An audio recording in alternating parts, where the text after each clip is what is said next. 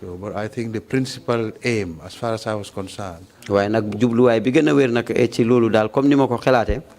that in a democratic society, no family, no single family should monopolize power.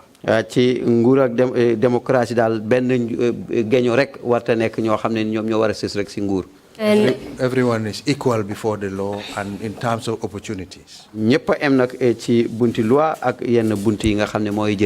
also you will agree with me that in a democratic society, absolute power as to the appointment of traditional leaders should not be vested on an individual. Jël doole bi rek jox ko kenn pour mu mëna tan ñi nga xamné ñoy taxaw ci wali nguur yu ndaw yi. That's your view. I think differently. Loolu moy sa gis-gis way nak man ne amna benen xelaat wu utek loolu. I'll move away from that and let the commission decide on that based on your answer. Ma jall ci leneen commission bi mom dinañ dogal sukkandiku ci sa tontu yi. Like I said earlier, during your tenure as Minister of Justice, Attorney General, and the Minister responsible for the National Assembly, comme ni ma ko waxee woon ci gannaaw jamono ji nga xamee ne yow yaa nekk ministre bi ñu dénk attegi ak wàlli luwaay ministre bi ñu dénk tamit li nga xam ne moo di néegi député yi. You've made several amendments to the Constitution. Am na ay soppali yu bari yoo xam ne def nga ko ci luwaa réew mi. I think in total, you've made about over 30 amendments going by the research I have before me from the Research and Investigation Unit. And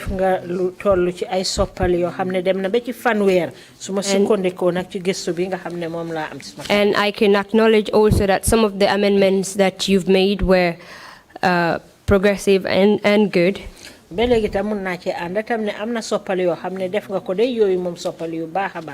example, you've amended the provision on dual citizenship to allow them to have Gambian citizenship.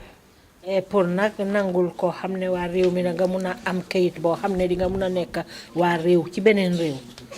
also extended the number of individuals voted in, the number of members of the National Assembly to include 5 individuals that were supposed to be voted in for by the president.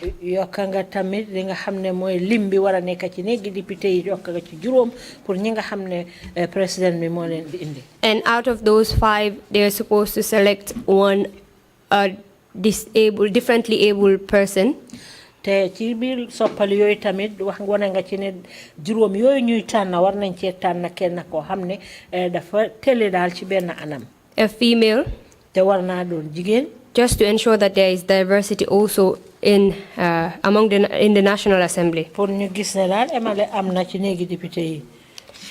But however, I am only dealing with some of the controversial amendments whose legality and otherwise are being questioned. Waaw soppali yu baax yooyu yëpp nag def nga ko waaye man yi ma seet fi mu nekk nii mooy yi nga xam ne def nga ko te mu bari nag ay werante yu bari yoo xam ne mu ngi ci. We'll also right now I want us to discuss the amendment done on section 99 of the Constitution. Léegi dama bëgg nag ñu jublu ci soppali bi nga xam ne def na ko ci fànn bi ñoo wax section 99 ci loi réew mi. Which was amended by Act number 2 of 2002. Nga xam ne loi soppali bi ñu ko wéer ci Act 2002 bi nga xam ne moom lañ defoon. This particular provision seeks to bunta boobu li nga xam ne loolu la sàkku mooy. It seeks to limit bail. Pour émaler bail. When it comes to offenses that are punishable with death, those were deemed to be non-bailable offenses or life imprisonment. So fekkee ne ay bail la yoo xam ne rey nit la wala koo xam ne dañ àtte ba dañ ko war a tëj giiri dundaam. Can you kindly tell us the rationale behind this particular amendment? Thank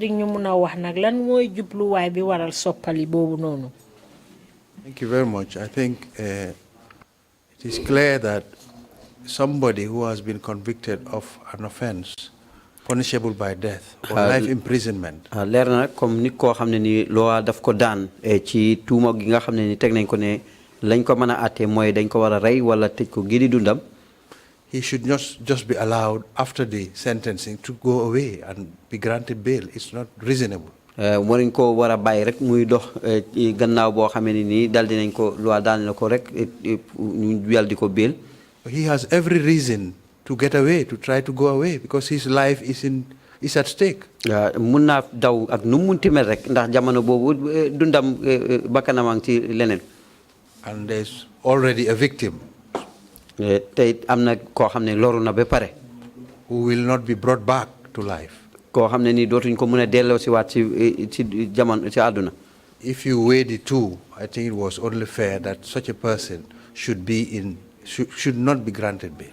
Boo peesee ñaari boor yu ne war ngaa xam ne kooku nag nekkul koo xam ne dañ ko war a may bail. Remember the offenses provided for death or life imprisonment. Fatele ko nga li nga xamne moy tafar gi nit ki mëna def bem wara tax ñu war ko rey wala ñu tej ko giri dundam. Extended beyond murder and rape. Nga xamne lolu wessu na rey ak daanu ci kaw nit. We had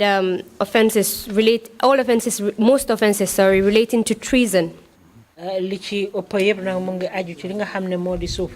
Such as concealment of treason, and treason itself were punishable by life imprisonment.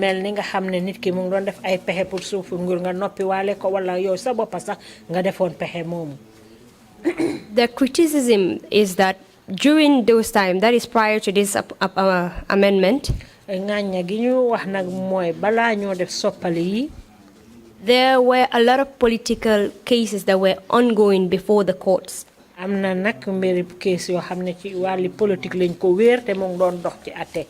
Cases that stem from the alleged coup plot of 2000. In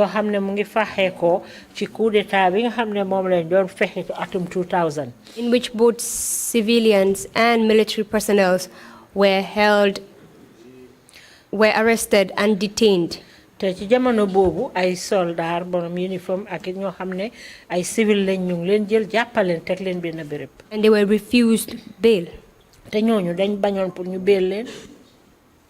Many legal practitioners believe that this particular provision was amended. Ñu ci bari ñoo xamne nak ñu ngi ci bunti atté bi liñ gomon moy ne so gisé bunta bi ñu def ci ay soppale yoyu. Because of those political cases and not necessarily because of matters that concern murder or rape. Li taxone ñu def ko rek dañ ko wéron ci mbiri politique waye nekkul ne mbiri rape la wala ray. What is your take on that? Yeah, I don't think that is correct, because depending on which side you're on, if you are defending somebody, you probably think that way. Yaakaar naa nekkutoon loo xam ne ni jaadu na ndax mu ngi des rek ci ban boor nga féetee bu fekkee nag yow da nga nekkoon di layal nit ci code yi noonu nga koy gisee. If you were on the other side prosecuting, you would have a different view. Bu fekkee nag yaa ngi ci beneen boor bi di yow mi nga xam ne ni yaay doxal pour àtte ko yow itamit beneen gis-gis nga cee am. Basically, I really still think it can't be allowed people who have been, say, convicted of life imprisonment or rape or treason even. Ba léegi rek mu ngi mel ni rek ko jaadu ko ni koo xam ne nii mel ni ki dafa doon suufu nguur loolu lañ ko tuumaal wala daanu si kaw jigéen forcé ko sëy wala yeneen kooku daal mënuñ koo may jox bail. Yeah, definitely. There is the presumption of innocence before the court, correct? Xam nañ ne nit ki da mun nañoo wax ne moom day liñ ko tuumaal defut ko balaa ci kanam attekaay bi. And it is the duty of the prosecution to prove that a person is guilty of a particular offense. Léegi nag dafa des nag ci ñi nga xam ne ñoo ko yóbbu ci attekaay bi ñu wéral ne kii li ñu ko tuumaal def na ko.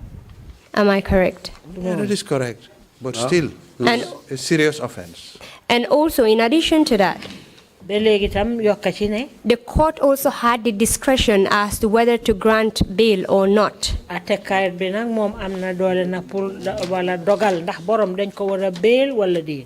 on the circumstances of the case and the evidence presented to the court.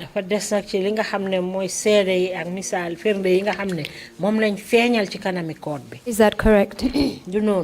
Well, it just depends, because I think there was a time when the public felt that the conditions of bail granted to people who had committed very serious offenses were very lax or minimal. And it was not fair that this should be allowed to go on, especially in serious cases. So government had to step in and ensure that, some of these activities and crimes were not committed all the time. Was not rampant. Nguur gi dafa ñëwoon rek bu dugal bopp nag lu jëm ci wàlli safara fitna yooyu nga xam ne nii mooy waraloon bi ndax pour bu mu continuer di def ndax nit ñu bari boo ñu ngi doon am jaajal lu jëm ci wàlli satayinte dal nag ci mbiri beel yu mel noonu. The right to liberty of an individual is a fundamental human rights. You must agree with me on that. Pour nag nit ki mëna am afiya boppam bokk na ci ak yelleefi nit ki du noonu.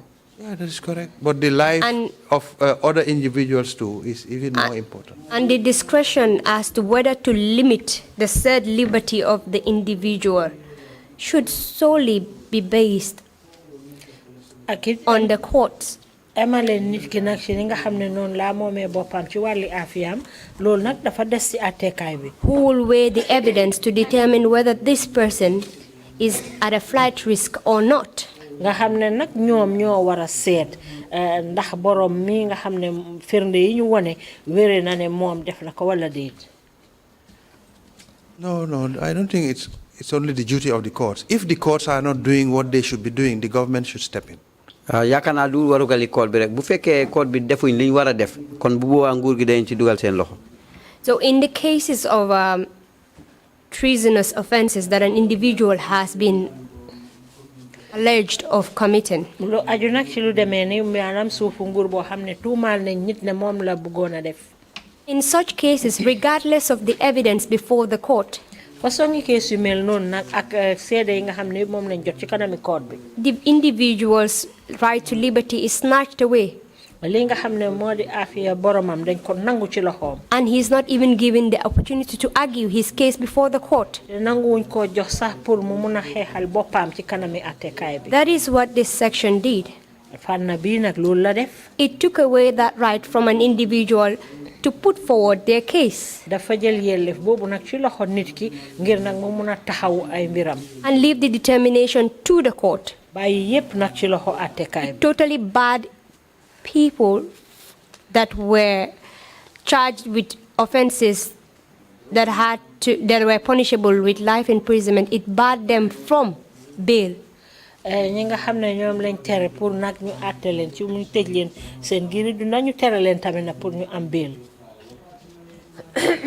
was the view of the government, and I think where in a society some crimes are rampant, murder, rape, all kinds of offenses going on, there's a need to check all these things to ensure that there is security in the country and that people are safe, women, children, especially and elderly people. Li mo doon gis-gisi nguur gi pour gis ne tefaar yi nga xam ne ni ñu ngi bari woon ci réew mi bokk na ci rey nit daanu ci kaw jigéen forcé ko ci sëy ak tamit pour gis ne rek daal nit ñi daal sowe nañ mooy xale yi ak mag ñi ñëpp. Looking at it from a human rights lens, suñ ko seetee ci wàlli bunta gi nga xam ne moo di mbiri ak yelleefi nit ki. Wouldn't that be taking away the rights of an individual to his liberty? And also fair hearing. I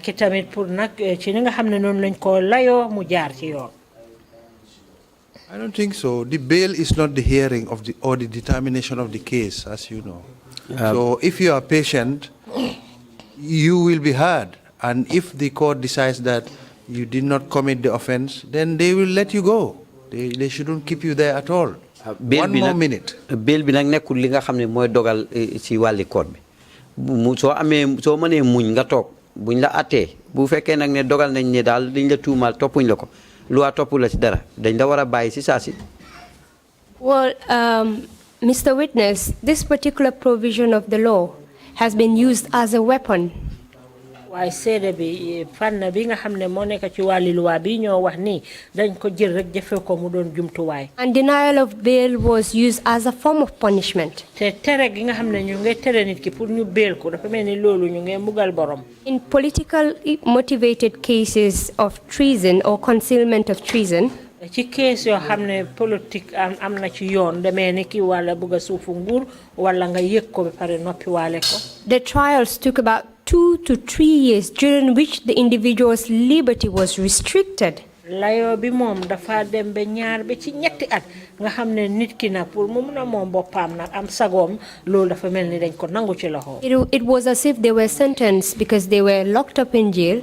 daf dee mel ni sax moom dañ ko tëj kaso ba pare ndaxte ñu ngi ko tëj ci biir kaso bi.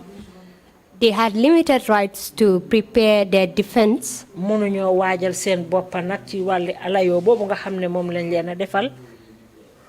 And you would agree with me that if a person had limited right to prepare their defense, te di nga nangoo ak man nag ne nit ki su fekkee ne mënut a am doole nag pour aar li nga xam ne moom la xeexal boppam. and the trial is stalled for long period, bu fekkee ne layoo bi ñu ngi ko jël teg ko fa nag di ay at jamono yàgga yàgga. it also looks as if the person is being punished even before confirmed guilty by the court. bon dafa mel ni sax borom day moom waxaguñ ne yoon daan na ko sax waaye terewul ñu ngi ko mbugalagum ci loolu. I mean, as I said, I don't think that was the principal aim of the amendment.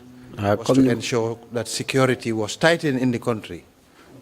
Comme ni ma ko waxee rek yaakaar naa nekkutoon ne loolu daal moo nekkoon jubluwaay dëgëral nag sàttaay béel yooyu waaye nag pour gën a wàññi rek tefaar yi nga xam ne ñoo nekk ci réew mi. And people had access to lawyers. That was the fact. If te nit ñi you did not have bail, you would still have access to your lawyer to prepare your case, visit you, and do things like that. donte sax day amuloo bail waaye dañ ne daan mën nga may nag nga mun a jot ab sa lawyer mu waajal la sa atte. But that was not the state of affairs then, because some of those people did not even have access to their lawyers while they were in prison. booba jamono day loolu du daan dox de ndaxte am na ci ñoo xam ne sax mënuñoo gisante ak seen lawyer jamono yi ngeen téye foofu. And with respect to the bail pending appeal as well, that is Act number 2 of 2002, same act. benn tey tamit ci li nga xam ne moo di mbiri bail yi li nga xam ne mu ngi tegoo boor ci luwaay dañ ko tëralee 2002. In the case where the person was declared not guilty by the court, nga xam ne borom atte nañ ko ba pare wone ne liñ ko tuumaal day moom defu ko. as soon as the state objects to that particular judgment, boo xamee ne dogal boobu nag nguur gi ñoom ànduñu ci. and makes its oral application to that they will file an appeal, te bu ko defee nag mu joxe ci kàddoom ne dañu war a dàppelaat. the individual still remains in custody borom nag benn tey dañ ko téye rek teg ko benn béréb. up to the point where the state appeals against the judgment against the individual. ba jamono joo xam ne nag nguur gi pare nañ nag pour def dàppelaat ci dogal boobu. So you can see that this particular section was also used as a weapon kon di nga gis ne ba tey fànn bi tamit dañ ko jël rek defee ko mu doon jumtuwaay. to punish and suppress some of the individuals that were not some of the individuals that had issues with the state and were accused of treason. nga xam ne nag jumtuwaay la bu ñoo jëfoo rek pour mbugal ak noot nit koo xam ne mu ngi am jafe-jafe ak nguur gi. I don't think so. It depends again on which side you are. If the government wants to appeal, they have a right to appeal. If the individual loses a case and wants to appeal, he or she has a right to appeal. But that was not the aim of the amendment. loolu moo loolu duutoon jubluwaay soppali boobu noonu loolu mu ngi des rek ci ban boor nga féetee bu fekkee ne nguur gi ñàkk nañ àtte boobu ñoom am nañ droit yelleef pour d'appel ko bu fekkee nit ki tamit ñàkk na àtte bi moom it ba léegi am na yoon pour d'appel ko. Patience is the whole thing. If you're patient, eventually, if you're let off, you have to go. Nobody should keep you there. muñ daal mooy yëpp bu fekkee ne daal mun ngaa muñ ab diir bu fekkee ne bàyyi nañ la kenn waratul laa teg loxo war ngaa ñibbi si saa si. They are very serious offenses: murder, rape, high treason and things like that. But Nekk it nañ wasn't nag- happening all the time. The Nekkoon- other offenses were just normal. nekk na nag tefaar boo xam ne tefaar bu am doole la daanu si kaw jigéen forcé ko sëy ak itamit rey nit ak itamit suufu nguur nekk na loo xam ne daal lu doy waar. It's easier for the state to honor its obligations under international law and in respecting the human rights of people than to tell an accused person who has been accused of treason or other related offenses that are punishable with death to be patient. dafa gën a yomba nag pour nguur gi doxal àndale ak luwaa niñ ko doxalee seen diggante ak yeneen i réew moo war a gën a yomba pour wax nit ki rek ne ko dafa war a toog mu muñ. And there is also presumption of innocence, which is embedded in our constitution, an entrenched part of our constitution. te mun naa ami tamit bunta boo xam ne borom dina doon koo xam ne liñ ko tuumaal defut ko mu bokk nag ci luwaa yi nga xam ne dañ ko aar ba nga xam ne kenn waru koo laal ci suñu wàlli luwaa réew mi. If you don't have any comments with respect to what I've just said, I'll move on to other issues as well. waaw bu dee amuloo dara loo ci war a teg nag mun naa jàll ci leneen. Yes, Mr. Witness? No, I Do you don't have anything else. Okay, good. You have the right to respond. That is, if I say something, you do have the right to respond to my assertions. I know. Okay, thank you very much.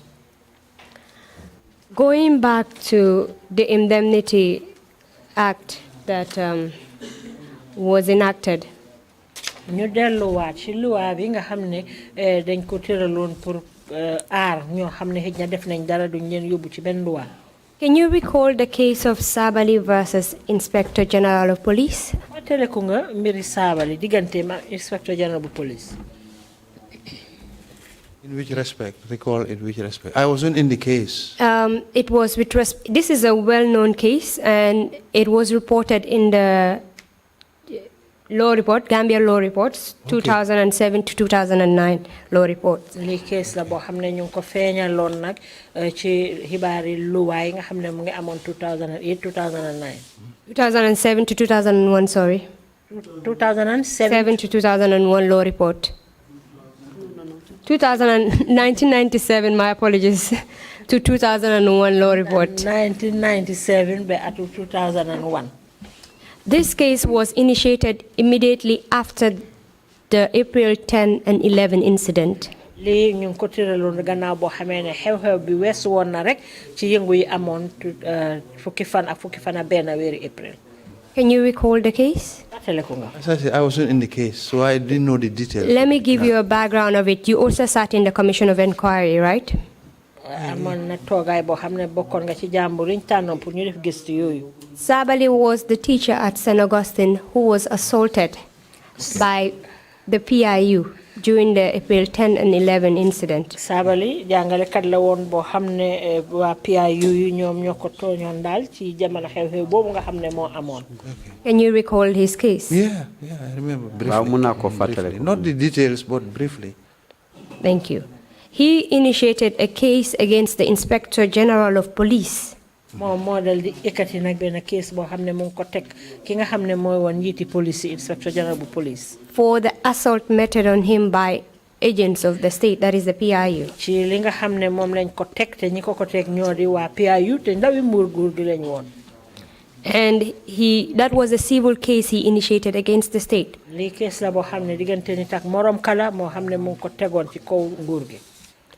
And it was right in the middle of the case itself te ci diggi layoo bi ci boppam la woon that the amendments to the Indemnity Act ci lañ dal was passed. indi nag soppal yooyu nga xam ne def nañ ko ci loi yooyu nga xam ne dañoo teg borom maraan moo xam ne daf ko aar. And I read an extract from the case. ma jàng tuuti nag ci case boobu. Mr. Chairman was concerned as to when the act was passed. Mr. Chairman nag mu ngi doon itteewu na ko lool pour mu xam ban jamono lañ defoon soppal yooyu. An act, I read from extract of the case, that is page 881 of the Gambia Law Reports 1997 to 2001. Lina mu ngi aju ci xibaari luwaa yoo xam ne feeñaloon nañ ko atum 1997 ba 2001. An act to amend the Indemnity Act. Pour nag ñu def ay soppali ci luwaa yooyu nga xam ne dafa aar boromam.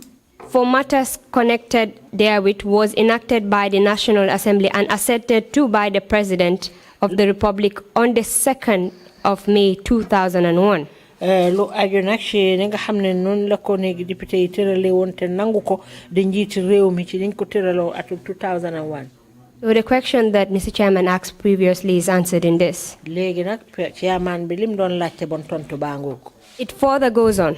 Eggal continue di wane ne. Section 1 of the Amendment Act Fànn bi ñoo wax section 1 ci luwaa yu nga xam ne am na ay soppali yuñ ci doon def.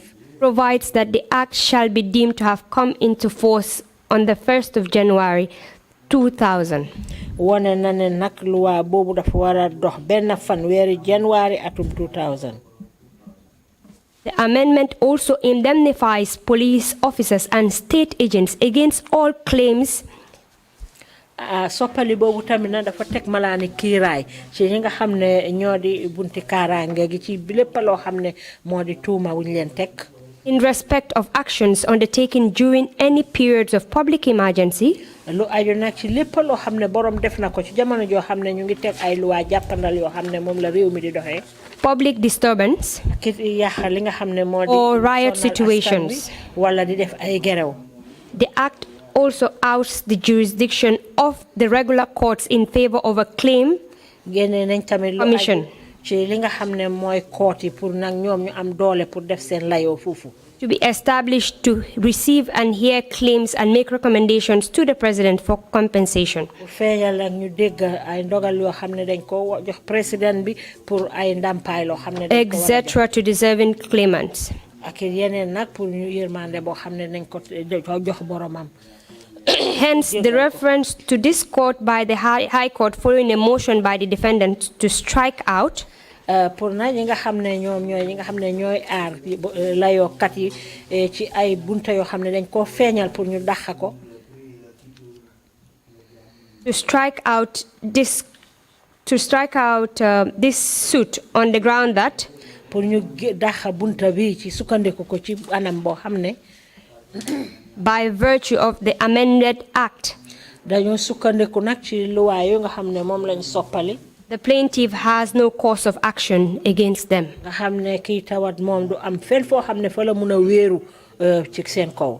I was reliably informed that the Indemnity Act was passed in the middle of this particular case when this case was filed against the Inspector General of Police. wax nañ ma ne luwaa bii nag jamono ji nga xam ne ñu ngi ko doon jàllale mu ngi nekkoon ci diggi jamono layoo boo xam ne ñu ngi ko doon def ak Inspector General bu Police boobu. So, my position is man na fi ma taxawaay mooy the Indemnity Act luwaa boobu nga xam ne dafa indi malaani kiiraay ci kaw borom.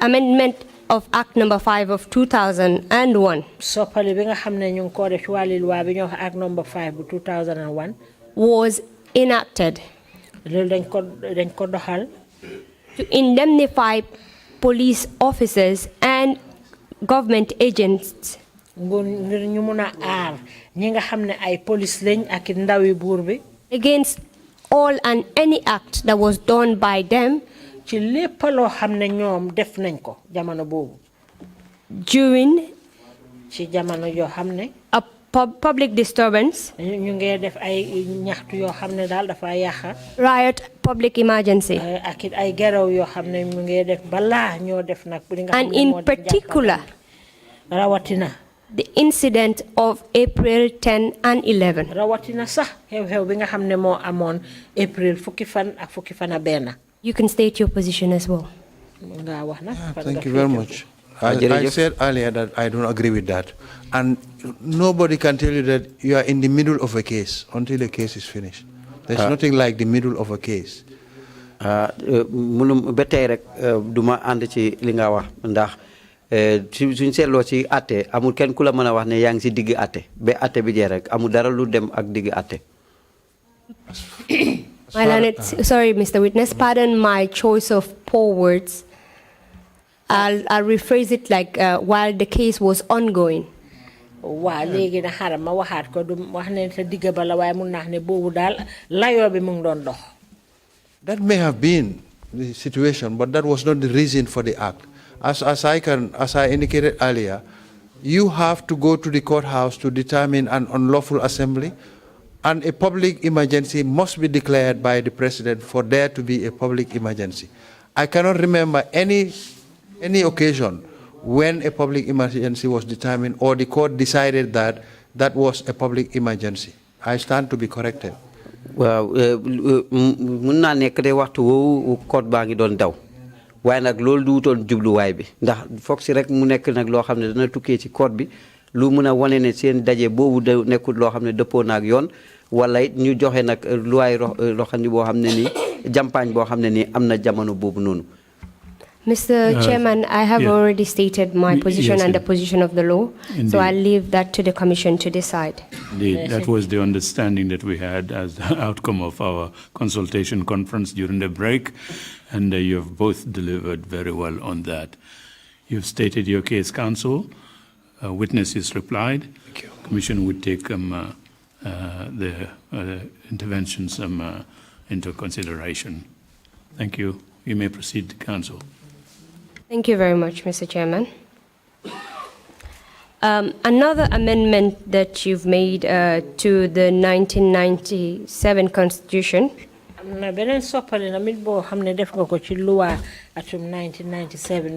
which is quite significant with respect to elections and voting in the Gambia. That's Act number 12 of 2003. Act number 12 2003. This act seeks to amend the 50+1 vote, which was the absolute majority rule. To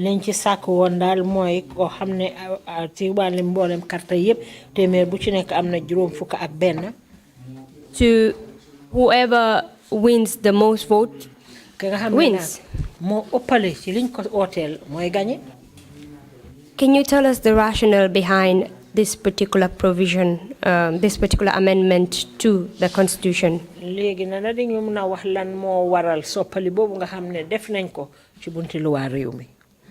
Thank you very much. I believe, and I still do, when the Constitution came into force and the second round became a hot topic in the Gambia, on the second round. Bi loi bi ñëwé tay tamen li di woté dabatal ñu xamé ko second round nek nak lo xamné ni lu ñuy waxtané toujours la ci réew mi. You could see the tension in the Gambia and animosity and anger, and there was a lot of controversy. Da nga gis nak féwolo ak taxaway bi nga xamné ni la nit ñi gisoon nga xamné ni am nañ ay jaxjaxlé. Strong emotions, you know, from different camps, opposition and government sides as well. Ak tamen li nga xamné mo nekkon li xelaati nit ñi tukki nak ci bor yu bari mo nekk ci nguur gi ak ñi dingal nguur gi ci wali politique bi di opposition bi. Which the Gambia was not used to. Bo xamné ni nak Gambia xamé wu ñoon leen ko. Under the 1970 Constitution, it was what it was before, the one with the most votes. Ci ron loi bi nga xamné ni mo nekk bu 1970 bi lool nak mo nekkon lool nga xamné ki ëppalé per carte rek mo gagné. And we did not have much of a problem in that regard. Amé wu ñoon ci ben jafé-jafé ci mbir mom. So when 50+1 jamono bi nga xamé ni génné nañ juroom fukk ak ben soko ci amé rek, we did not want a lot of trouble in the Gambia to be caused by the need.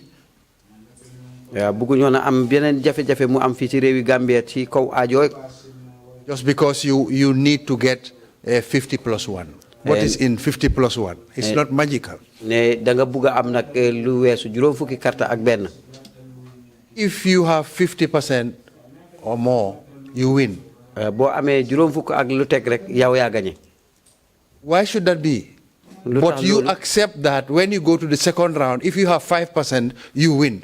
What's the logic? Lan moy xel bi naka la fa tëddee nga xam ne buñ demee si wote dabatal bi boo fa amee xaaji téeméer bu nekk juróom sax yow nga gagné kon lan mooy xelaat bi foofu. When you go to a second round, the one who has the most votes will win. Buñ demee si wote dabatal ki ëppale per rek kooku gagné. Even if they have 5% or 10% of the votes. Donte sax suñ fekkee ne xaaji téeméer bu nekk juróomi carte lañ ci am wala fukki carte. So it did not make sense. There is nothing in 50 plus 1 in the first round. Second round, anyone with the most votes will win. Why can't we go on again with 50 plus 1 in the second round? Loolu nag nekk loo xam ne daal na xel lu tax nag kon ci wote dabaatal beneen yoon bi defuñu xaaji téeméer juróom fukki carte ak benn yu teg. The criticism in this amendment is that li nga xam ne mooy woon ngaña giñ doon wax ci soppali luwaa bii nii mooy ne during the election before this amendment, jamono oote bi ci balaa ñoo def soppali yi Jammeh struggled to gain the absolute majority. Jammeh nag dafa xatoon lool na ngir mun a am li nga xam ne moo ëpp ci carte yi. And out of fear that he will lose the absolute majority the next election, te dafa ragaloon nag ne bon nag bu demee nii de beneen election mun naa am mu ñàkk li ëpp ci carte yi. this amendment was made to favor him. li soppali bi dañ ko defoon rek pour dimbale ko. So it was a politically motivated amendment. That is the criticism behind this particular amendment. moo tax nag ñi doon ŋàñña soppali bi yëpp dañ doon wax ne daal wàlli politique moo ko lal. Well, they are entitled to their views, mostly by people who were on the other side. ñoom nag am nañ yelleef ci seen xalaat rek lu ci ëpp nag mooy ñi nga xam ne nii ñoom ñu ngi ci beneen boor bi. Our view was to ensure that the security of the Gambia was intact. ñun nag suñ gis-gis moo nekkoon ne li jëm ci kaaraange réew mi daal dox na. And the high tension and emotions which were prevailing at the time and dangerous for a small country like ours were diffused. And it did that after the amendment. te tamit nag gannaaw bi ñu defee nag roxandi boobu noonu dal dinañu seeyal lépp loo xam ne mu ngi aju ci wàlli éena lu jëm ci mbiri fitna ak tamit féewaloo ak loo xam ne daal dana naqaroo fii ci réew mi. If you can win 50 plus 1, why don't you win if it's 30 plus or 40 plus something else? If you are going to win, you are going to win. Jaw gañe nga xaaj ki juróom fukk ak benn naka nag bu demee bi ay fanweer ak dara soo buggee soo waree win rek da ngay win. In addition to that as well, this amendment ensured that the president wins in every election. Simple majority takes it. So it was easy peasy. So what happened in 2016 then? Kon Why did he lose? Kon nag lu tax mu daanu ci atum 2016? 2016, he did not even win the absolute majority. Exactly, that's the thing. So there was no magic. You are saying we removed the amendment because he struggled, and that it should have been 50 plus 1. But we did not leave 50 plus 1 in the amendment, but he lost in the absolute majority thing. Someone else was able to get more than his votes and won. So you can see there was no logic in retaining 50 plus 1. It's just an international concept. Some people believe that, but it doesn't help.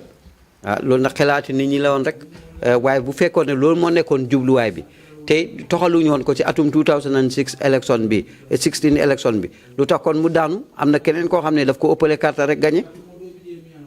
The 2016 election, in my view, was different. Sànni carte 2016 bi de man ni ma ko gisee ute na de. It was when the people decided to rise against tyranny. And majority of the population rose against it. And majority went to the polls and voted the president out. We can agree to disagree on this point, but I will not continue with it. Mr. Chair? Mr. Chair. I think that will be all for me for this witness for today. Thank you very much, indeed, Counsel, and thank you, Mr. Joof, for your testimony. Counsel. Mr. Joof, Commissioners, if you have any questions, please indicate. Imam C, you have the floor, please.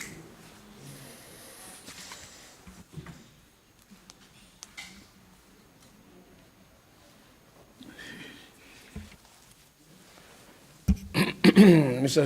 Joof. Thank you very much, Mr. Witness. Si testify bi nga def ni ak wax bi nga leral fi. Through your testimony. Man li ma lay laaj moy. My question is. Yaya Jammeh human right ak politique lan la doon gëna fonkon ci nguuram gi. Yaya Jammeh prioritize which of these two, human rights and politics? Definitely politics. As I said earlier, he did not give adequate attention or respect to human rights, and we all did what we could to change his mind, but he just was not that kind of person. Mom kañ politique la gënoon a cëral comme ni ma ko waxee woon fii rek def nañ lépp luñ man pour wecci xalaatam pour mu jubal bopp lu jëm ci wàllu àq doomu aadama waaye politique la gënoon a jubal. Jërëjëf. Thank you. Thank you. Commissioner Kerr, you have the floor, please. Thank you, Chairman. Thank you, Mr. Joof, for your testimony. I have one simple question. Do you have any regrets? Man day Commissioner Kamoy laajte mu ne Joof mu ngi laa laaj ndax am na benn rëccute boo xam ne am nga ko. In what? In what regard? Ci ban anam? Rëccu ci ban anam? Everything, including the time you served as, most especially the time you served as Justice Minister. All these laws, the issue of the student demonstrations. Surtout jamono bi nga xamee ne yaa nekkoon ministre bi saytu wàlli atte bi ak it jamono ji nga xamee ne xale school yi ñu ngi doon ñaxtu. I was very proud that I actually served my own country, the Gambia. I wasn't serving Jammeh. I was serving the Gambia. Doon na puugar si man ne dama doon liggéeyal suma réew nekku nag ne dama doon liggéeyal Jammeh de waaye suma réew laa doon liggéeyal. And if some of us did not get in there, it could have been worse. Bu fekkee ne ñenn si ñun nekku ñoon fa dana doon gën a doy waar. Always have to serve your country. Waxtu ne rek da nga war a never regretted that. Liggéeyal sa réew te réccuwuma dara ci loolu. I thank God that God gave me the opportunity for that to happen. Sant naa yàlla nag ci bi ma ubbilee bunta boobu pour nag ma liggéey si. I thank God too that he was voted out. Sant naa yàlla itamit ne dal di woon nañu ko génne si ab wote. Showing that there was something better than what he was committed to, and he knew it. He knows it. Te pour wane rek ne am na leneen loo xam ne ni moo gën ci li nga xam ne ni moom ci la amoon ina te moom it xam na ko. Okay, let me ask this as the final question. If you had the opportunity to do something different during your time as minister, what would that be? Ma laaj la suma laajte bu mujj nag bu fekkee ne ubbil nañ la yoon nag pour nga def ay soppali yoo xam ne yaa ngi ko war a mun a def jamono ja nga xam ne yaa ngi doon liggéey ci nguur gi nekkoon ministre bi saytu wàlli atte bi bon looy soppali. For example, my background was in human rights, and there was no need to take those draconian steps or the unlawful steps, detaining people, arresting people, and all that unduly.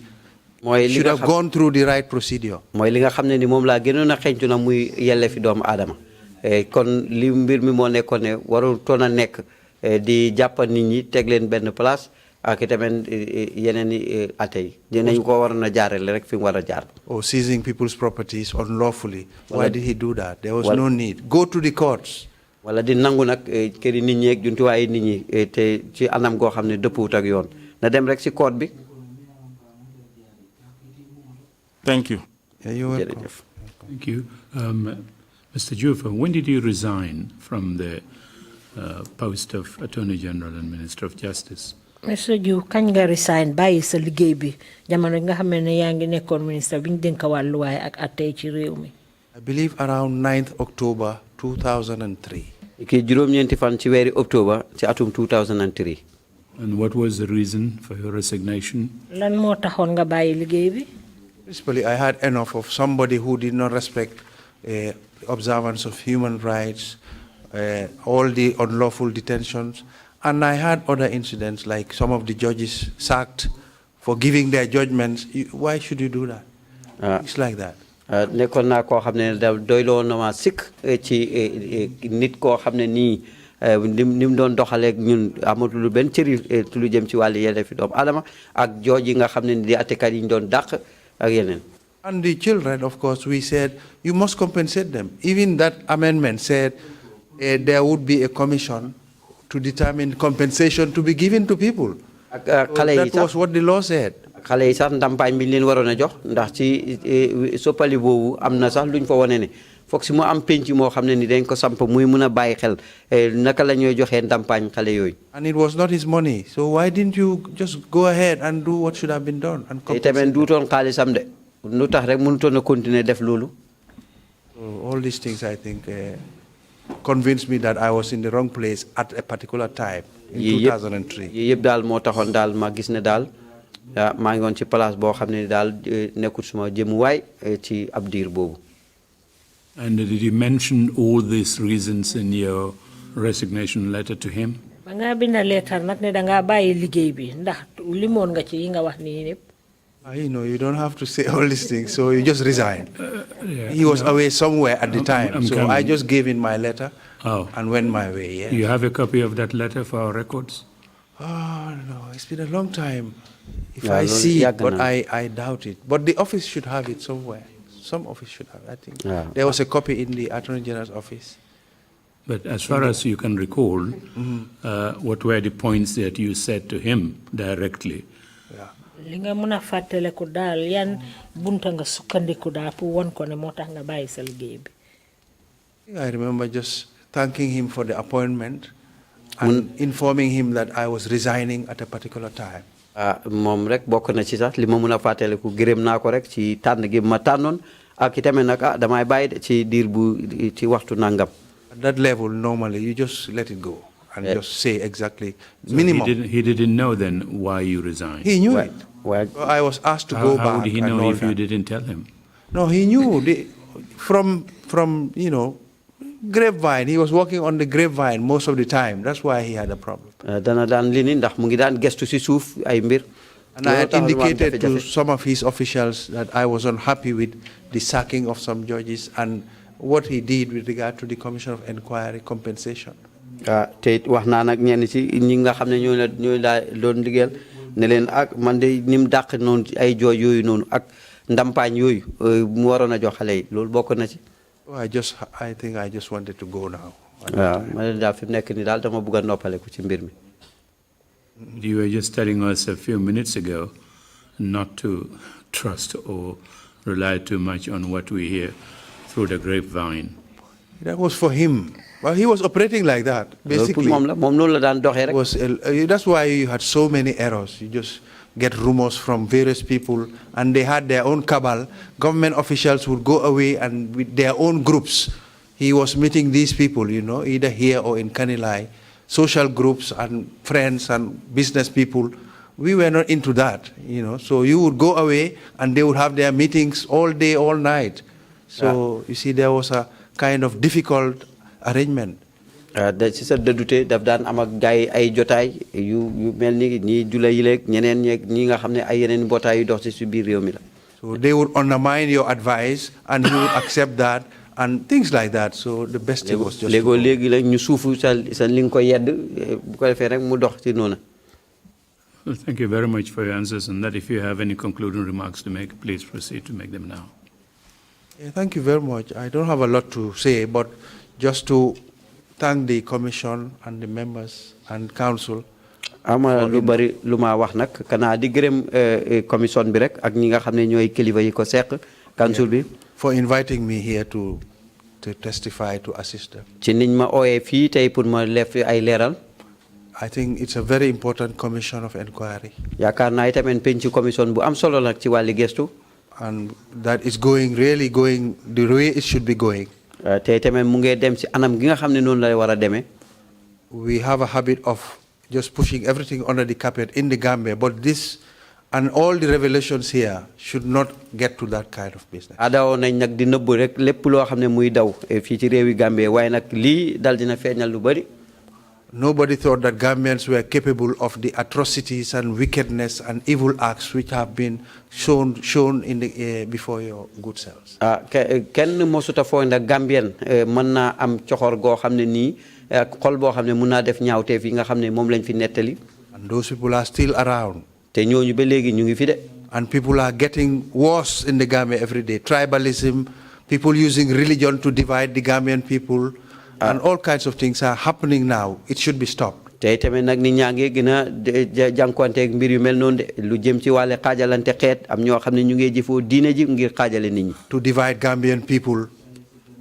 Pour xaajale nit ñi dëkkee ci réew mi doomi Gambien yi. which may result in detrimental effects on the Gambia. te loo xam ne ni nag dana nekk loo xam ne ni jàmmarloo bu métti laay nekk fii ci Gambia. So this commission can help. Commission bi nag dana dimbale. And prevent that kind of thing. Bu ko defee nag fànq nag façon bu mber yu mel noonu. If you say X is wearing blue, X is wearing white, X is wearing yellow, X is wearing green, so he doesn't like X, Y doesn't like Y, it's all rubbish. Bone kii mu ngi sol lu buloo lii kii mu ngi sol lu mel ne le kii mu ngi sol lu mel dafa bañ kii moo tax mu sol lii loolu yëpp ay wax yi ñàkk fayda la rek. And it's rampant in the Gambia now. te loolu nag mu ngi bari léegi ci réew yi Gambia. I think it's a disease in the Gambia. yaakaar naa loolu jàngaro la fii ci réew mi. The Gambians seem to have a psychological problem with that now. yaakaar naa daal Gambia am nañ jafe-jafe ci mbiri xelaat yooyu noonu. If we don't stop it. bu fekkee nag ne jéemuñ koy taxawal. Say Joof doesn't like yellow. ne Joof bugut yellow. Or Joof hates green. ne Joof dafa bañ green. Or Joof is afraid of red. wala Joof dafa ragal red. Or Joof likes blue and white. wala Joof dafa bugg blue ak white. All these things come to nothing. They are not true. du mujjee ci dara ndax loolu du dëgg. We love one another. We have done so since time immemorial, and it should continue in the Gambia. ñun dañ am cofeel ci suñu biir ñu ne nente loolu yàgg na. Joof likes green, Joof likes yellow, Joof likes red. I'll put on whatever I want to put on. You put on whatever you want to put on. But we are all friends. solal li nga bugg a sol ma sol li ma bugg a sol waaye ñun ñëpp ay xarit lañu. There are people now trying to divide the Gambians on those lines. Every day I see it around. am na ñoo xam ne bot bu set ma gis ne daal seen éena mooy pour ñu xaajale Gambia ci façon yu mel noonu. And you see people will come to your compound. You invite them, come to your compound, break bottles there and throw the broken pieces, or clean their ears with what is it? Those. Cotton swab. Yeah, they clean their ears. Cotton buds.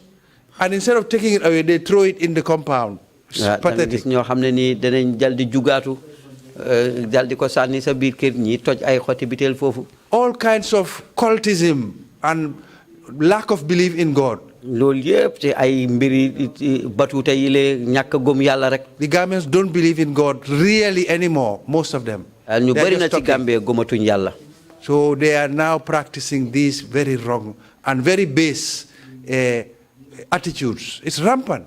tey tamit nekk na jikko joo xam ne daal mu ngi fu ne. And the little children are picking up on it, and they are to grow as Gambians. te xale yi ñu ngi cee roy ndete dinañ màggee noonu. Now, if they grow with all these things, buñ màggee nag ci xelaat boobu. what is it going to result?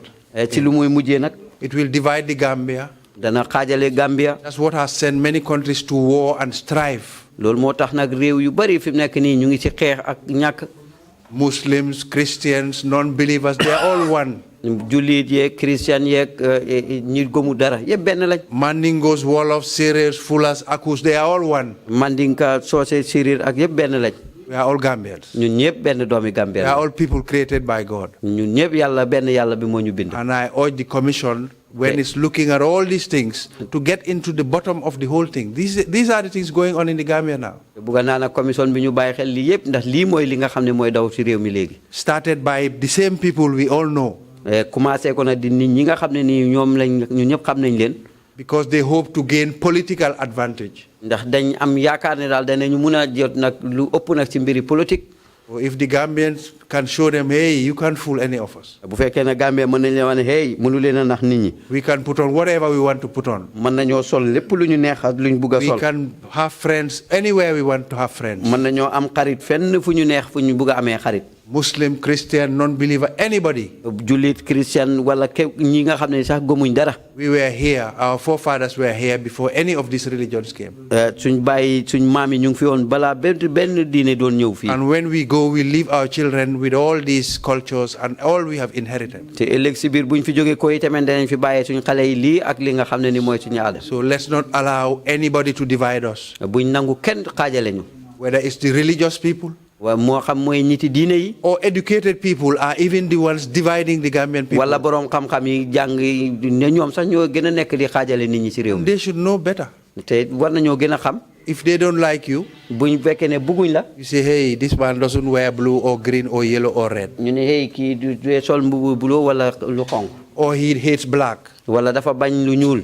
Or he doesn't like red. wala bëggul lu xonq. We have been wearing all these things since we were born, or even before. loolu yére yi yàgg nañ di ko sol depuis balaa ñuy juddu sax. These are all desperate ways to try and divide the Gambian people. And I urge this commission. ay éena la rek pour xaajale nit ñi dëkkee ci réew mi. It's in a good position now with its mandate, which is very broad and wide. te maa ngi xirtal pencum commission bi ne ñu ngi ci anam gi nga xamee ne nii. Let them ensure that the Gambians are not divided. ne gis ne Gambien yi daal du xaajale wuñ leen. By people who have tried to divide them. di nit ñi nga xam ne ñu ngi doon fexe pour xaajale leen. And in the end, that the result should not be just something written on paper. te tamit mujjee gi du li nga xam ne moom la ñu bind rek ci ay kayit. And everybody forgets about the commission. ñëpp dal di fàtte ci commission bi. We should ensure that really steps are taken. foog si rek ñu gis rek ne daal jéego yi jël nañ ko. Human rights respected.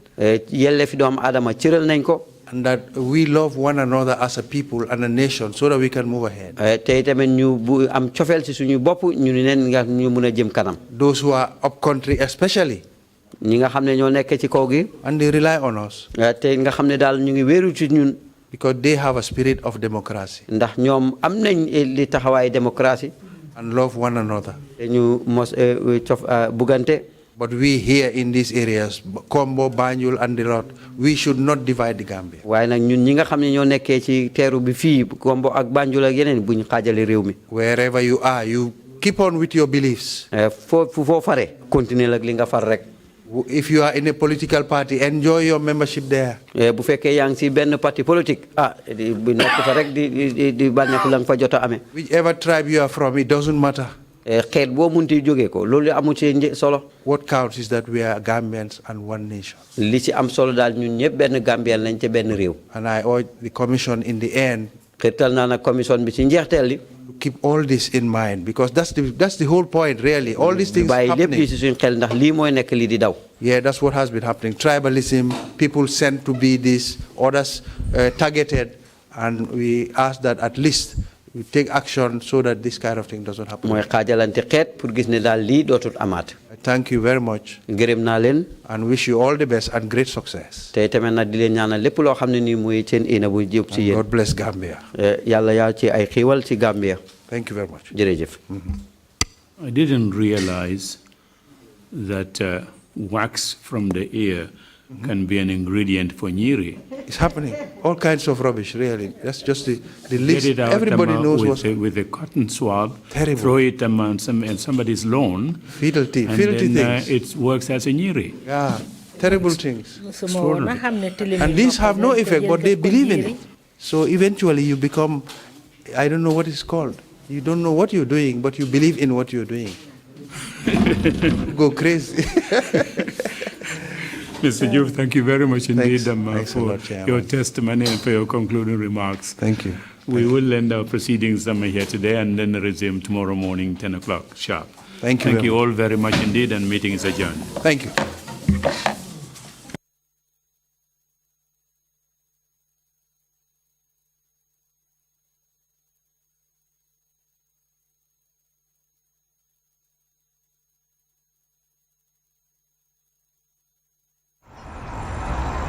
When me touch down, better broke down.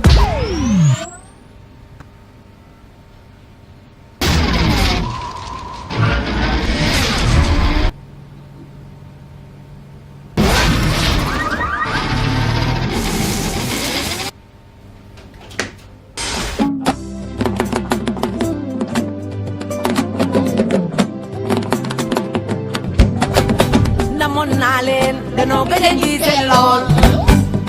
Namon nalen, dano gëjë gi seen lool. Mbaam du ca dee, doomi mbaam du ca dee. Ndawa kamu miin, saa yi ko gisul jooy. Asalaamaaleykum, asalaamaaleykum, asalaamaaleykum. Defuñ nag lu dul rek demal lañ ba Austria jëndal lañ jas na fa mu gën a piree jas na bi gën a ndaanaale ci jas na yi ñu naan ko Magnum XL ak Magnum Air in fact Magnum Air sax dafa génn ngut waaye di ngeen ko dégg ca kanam tuuti rek moom laa leen indil waa Gambie xam ngeen ne yebuma leen xeebuma leen te duma leen photo man yéen lay bëggee xangañ loolu lañ nama nag ma indil lañ mu ngi nii loolu lañ nama ci jas na rek xolo boo lañ nama ak design boo lañ nama rek egsi na manaan lañ nag egsi lañ mu ngi nii skincare plus laati de xam ngeen ne rek suñ plus yi comes in so many different ways our musical ma tuuti xangañ